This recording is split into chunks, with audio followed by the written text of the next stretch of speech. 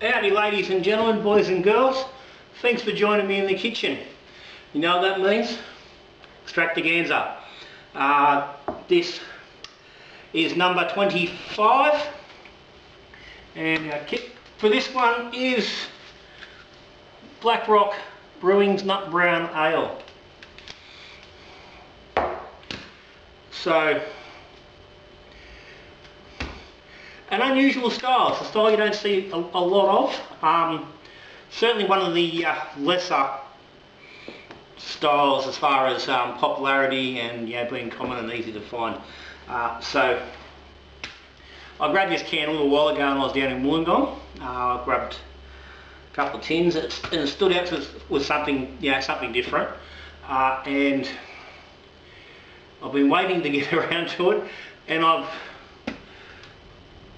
been thinking about how I'm going to go about doing it. What am I going to do to this kit? How are we going to make this hopefully as good as we can?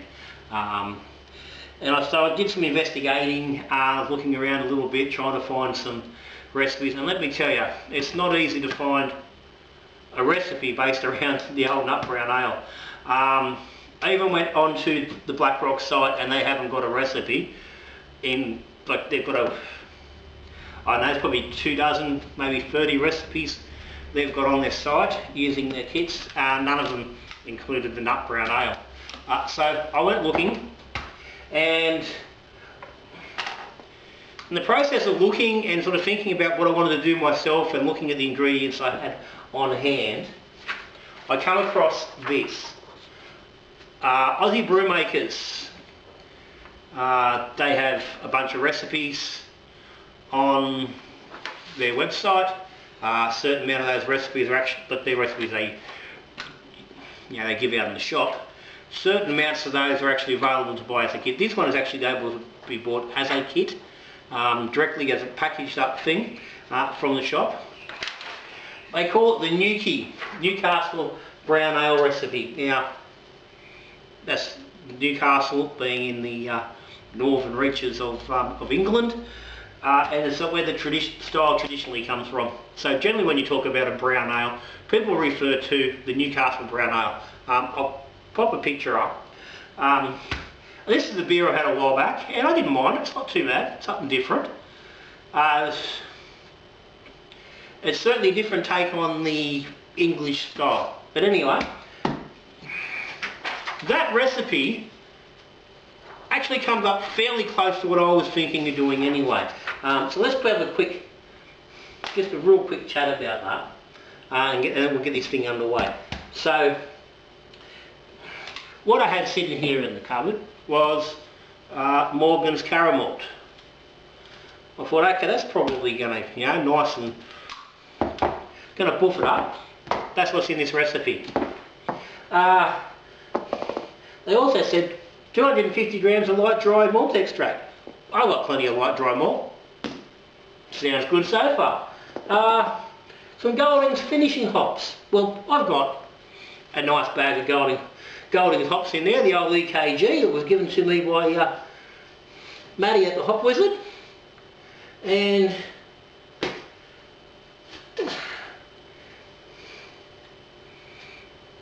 that's some of them there.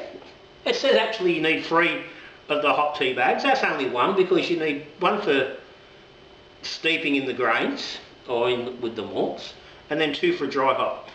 So they're talking 12 grams of a lot. So that's the little, little tea bags they use. We're going to stick with those measurements. And that's, looking at the recipe, I think it's going to work quite nicely. So that's all good. And then they suggested, well, not suggested, this is what they actually say, 150 grams of crystal grain. Now, I've stepped aside from that a little bit. I think there's enough sweetness going to be there from this caramel tin.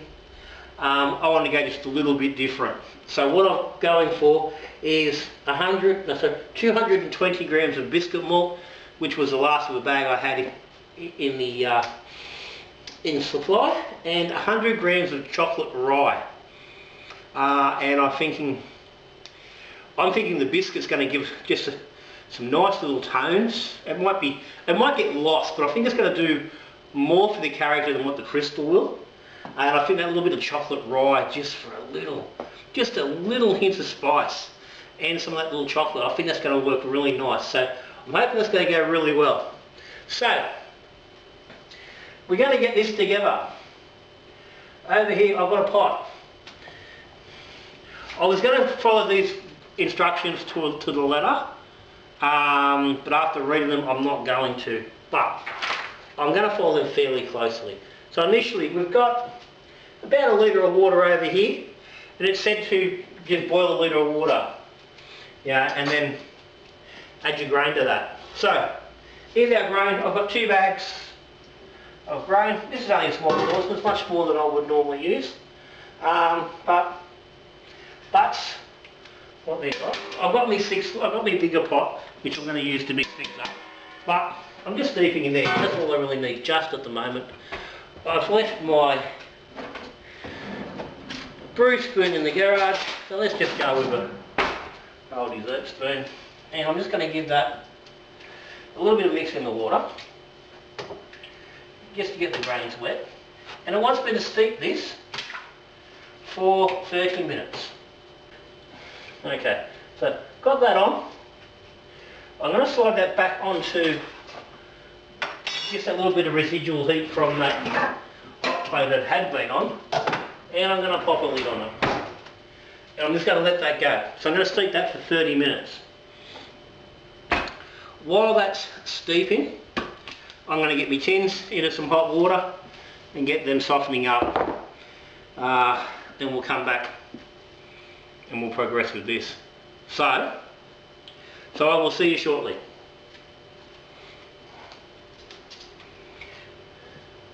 Okay,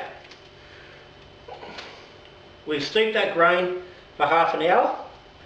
I've taken the grain and put into this pot. I've got 2 litres of water in here.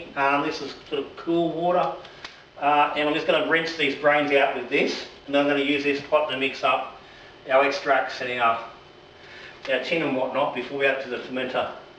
So the liquid I steeped the grains in is now coming to a boil, and I'm going to put the hops in that very shortly. Now this is where I have an issue with the instructions with these. It doesn't actually boil the grain in there, it just steeps it in that boiling water. So I'm assuming they're working on the basis of you putting that grain into water that's freshly boiled, that it's hot enough to kill any germs that are and bugs that are on the grain. And that's probably true, and then they're steeping the hops just in that liquid and adding the whole lot back into the fermenter. I want to actually boil the hops for 10 minutes. I want to get some nice extraction of flavours out of them, and I don't want to drop them into the fermenter because we are dry hopping, so I don't want to put these hops into the fermenter. I do it on some brews, not this one.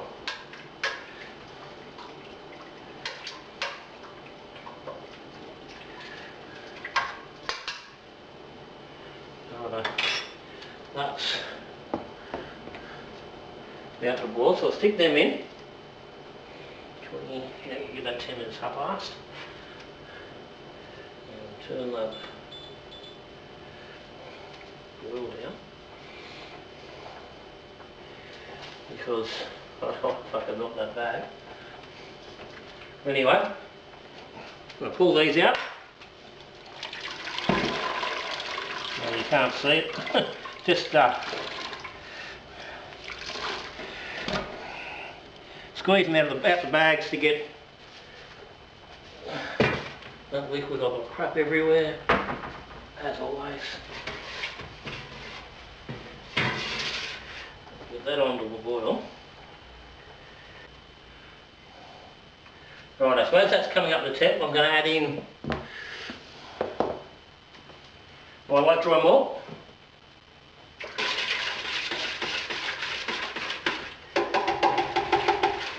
I don't want that getting too hot and then bloody getting all pumpy on me. That's her done.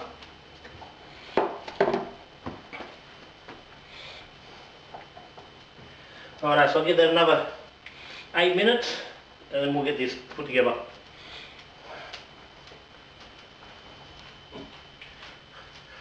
Righto folks, we've had a little bit of a camera malfunction and we missed a little bit. Anyway, what I've done, we finished the boil on the hops and on our extra little bit of rinsing malt. I've taken the hops out of the pot and I've added that all together. I've then added into here our nut brown ale tin, and I'm about to mix in our can of caramel. Both these tins have been soaking for about 3/4 of an hour, so they're nice and soft and easy to work with.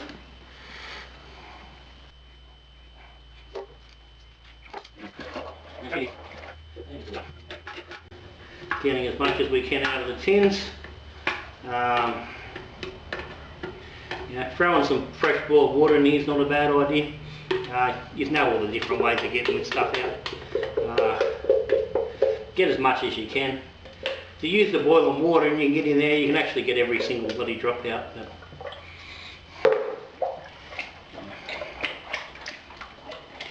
That's 99% of it. So get that in, that's all nice and mixed up. Beautiful.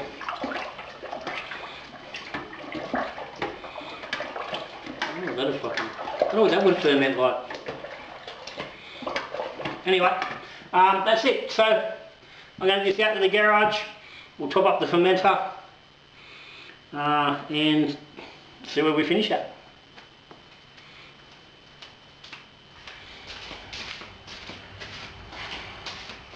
Rightio, so got the fermenter, she's all sanitised, got about 14 litres of water in there at the moment, and we'll get our mix in there. You can get in there, ready to go. Funnel, I bought a funnel. Finally managed to get it done. Anyway, so let's get this in there. So hopefully between the colder water and the warmer stuff from the pot, we're going to get close to pitching temp.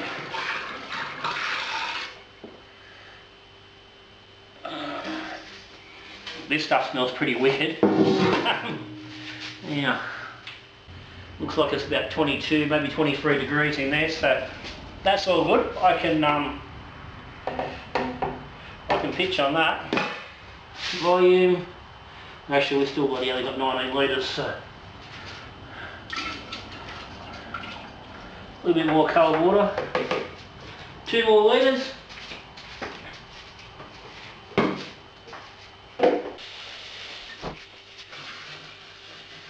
Righto, and that's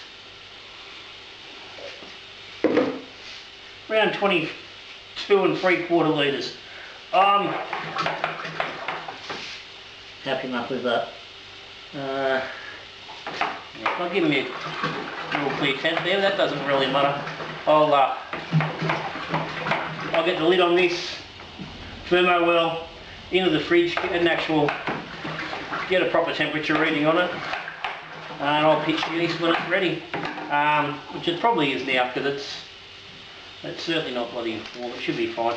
Pitching 1 packet of SO4. This is what's recommended. This is what was prescribed in the recipe. Yeah, I really don't want to pitch just 1 packet, but I've only got 1 packet of the O4 on hand. I had bought this with the plan of maybe just using it in a half batch or something, but that's what I've got. So that's what we're going with, so we'll see how we go.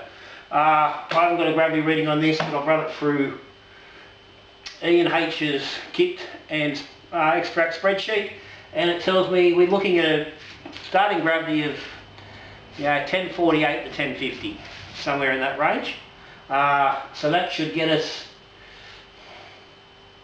around 5% in the keg. Because I'm going to I'll pressure ferment this and bottle at that point, so 5% should be about where we're at if we get full attenuation. So anyway, 20 degree ferment is the target, probably do 4 or 5 days at 20, then ramp up to 22 for a couple to finish off. I've got to dry hop this. I think it says day 4 or day 5. I will confirm that when we're doing tasting. But whatever day that is, I will ramp the temperature then for the couple of days of dry hop before we cold crash. So that's it. I'm going to get her in, get her underway. So I will see you in, I don't know, somewhere in the vicinity of probably 5 to 6 weeks in just a few short seconds. See you then.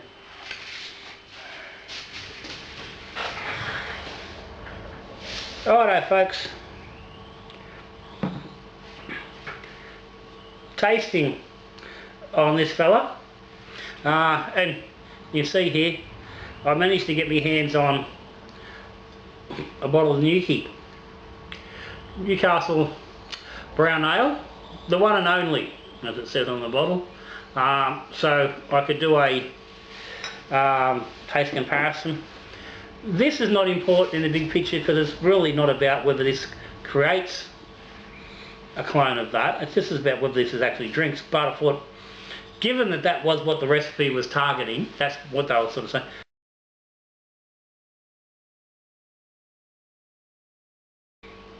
End of the day, 2 beers is always better than 1. So visually, they're pretty close. The real deal's much brighter, clearer. This beer's only, yeah, it's a bit young, but that's not a problem. I did have a little bit of a, this got a little bit excited when I first opened it. The ferment ended up under pressure, but it didn't have quite enough pressure when I was bottling, so I added a little bit of dextrose to each bottle. I think in this particular bottle there was a little bit too much dextrose, and it got just a little bit excited when it first opened, and I think as a result it's put just a little bit of sediment off the bottom of the bottle, which is just having a slight impact. But the reality is it's a nice lightish brown with a fairly solid red tinge, and it's maybe two or three shades darker than the real deal, and that could be attributed to that little bit of extra, yeah, the chocolate rye in the grain steep. I went, in the end, 20 degrees for the first 4 days. I dry hopped both 12 grams. I dropped them both on day 4 and up the temperature by 2 degrees just to finish it off. Day 7 I cold crashed. 5-day cold crash. I bottled on day 12, which was the 25th of October. So let's say 5 weeks ago. So it's been in the bottle for 5 weeks now. Final gravity was 10-16, about a 4.5% ABV alone for that little bit of dex. Had this been bottle primed fully from scratch, we'd be sitting pretty much bang on that 4.7% that this filler comes in at, 4748. Extra 170 grams of malt in that steep, so that's going to attribute that 1.1%. So that recipe, I'll link it up down the bottom. It's going to get you very close to that 4.7 with a bottle priming. So if you're kegging, you're going to need to find another 0.5% ABV, or you're going to be a little bit low.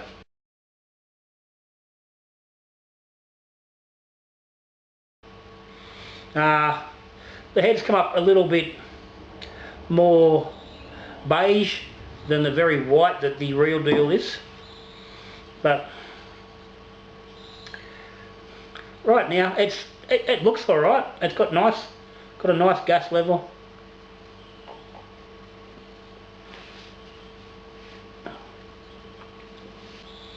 It's got a sweet, nutty, malty character. There's a little bit of that caramelly, burnt caramel, creme brulee type of edge. Slight little bit of hint from that chocolate rye. A little bit of, I mean, it's a tiny bit of spice there, whether it's completely from the rye or whether it's just underlying in the kit itself. Can't say for sure, but it's sitting there. The EKG is not particularly discernible, but again, I think a little bit of that spicy note, that burnt caramel is going to be coming from the EKG.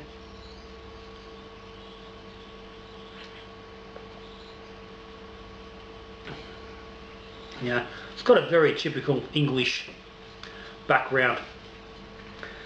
It's a fairly, got a light body with a light to medium sort of mouthfeel. The mouthfeel is a little bit heavier than the body itself is. Initially, I was getting a little bit of emptiness, but that disappeared very, very quickly. I think the biggest thing drinking this, especially that initial mouthful, or 2 or 3, is just that it's such a different kind of beer than what realistically most people are used to drinking.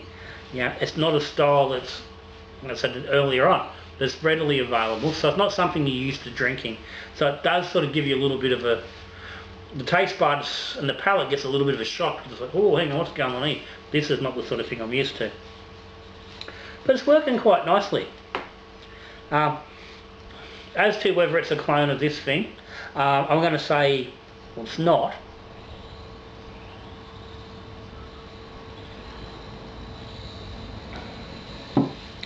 But it's, I don't know, 80-85% there.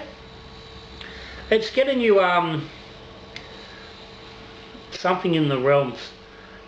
This is a beer I've only had once before, by memory. I'm sure I've only had it once before.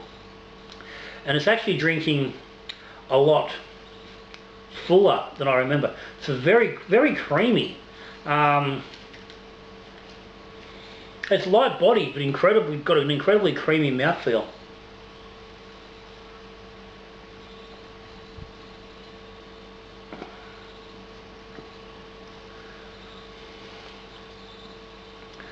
The flavours are similar. They're actually a bit muted in that. They're not as pronounced. But overall, the balance there, that's a fairly neat beer. I mean, this is a world famous beer for a reason. It's it's the flagship for the style. And I mean, I can't certainly can't find anything wrong about it, given that it hasn't got a lot of things to really compare it to.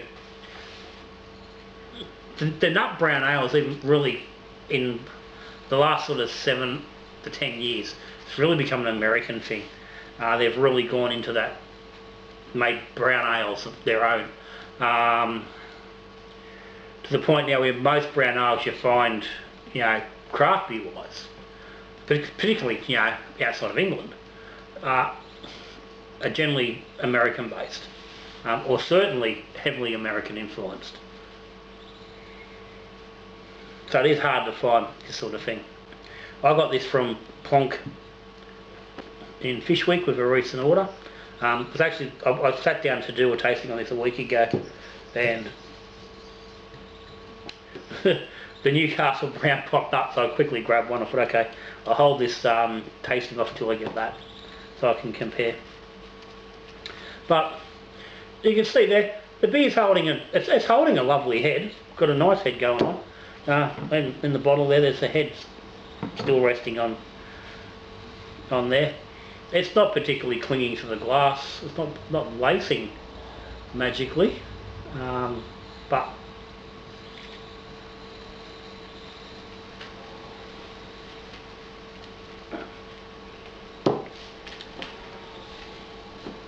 overall, I'm going to give it a thumbs up.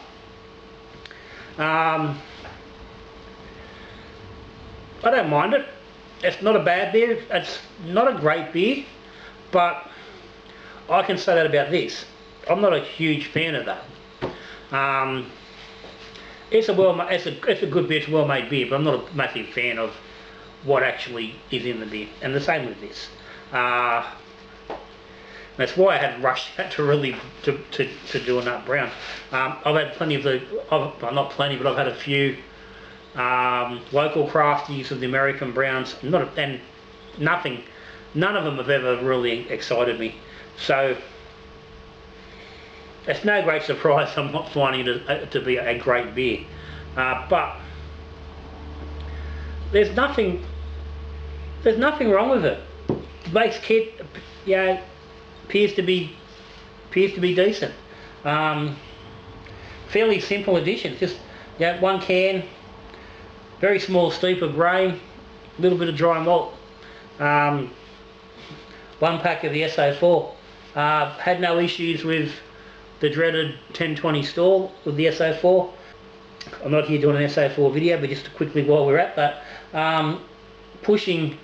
raising temp before you hit 1020 is certainly not a bad idea with the SO4. Force it past that 1020 stall. I've never had it stall on me at the 1020. I've used it a few times now. Never had an issue, but I've always made sure that I've pushed that ferment and made sure the ferment was healthy and active, and pushed it beyond to make sure I got past that 1020. But as far as the kit goes, another thumbs up for BlackRock. They've not let me down yet. The kits are always good quality. They make a decent beer, low twang. They're great for loading up on, using as a base and building up on. They're working great for this Extractaganza type of style of brew. So if you've not brewed a nut brown ale before, you want to give something different a go, maybe tuck this one away till the end of summer. Brew it at the end of summer. Get into February, brew it and have it sitting there. And you suck on this fella leading through the depths of autumn, leading into winter, preparing for the big dark beers of the season.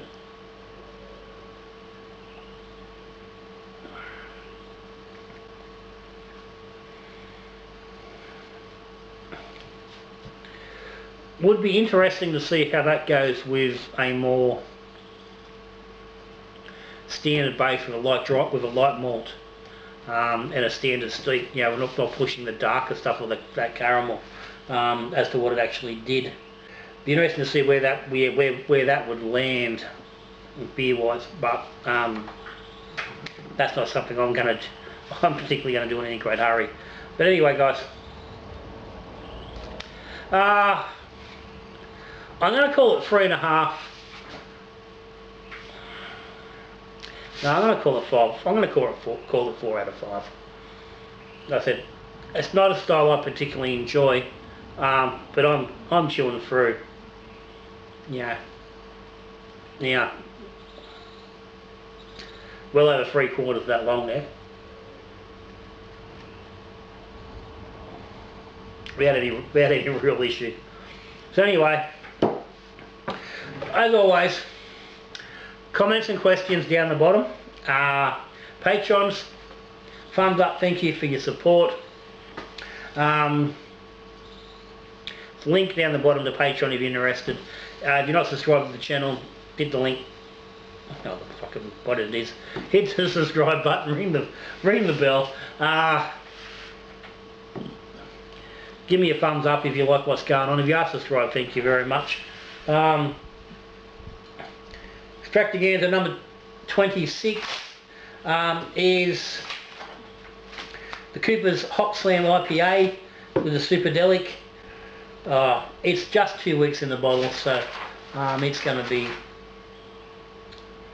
Actually, it's not going to be that far away, probably only 2 weeks. So I don't want to let it sit for too long before I get that initial taster. And see how she's going. So that's where we are there. But for now, we're done. So till I see you in the next video, I don't know, we're brewing beer, drinking beer, talking beer. Good brewing.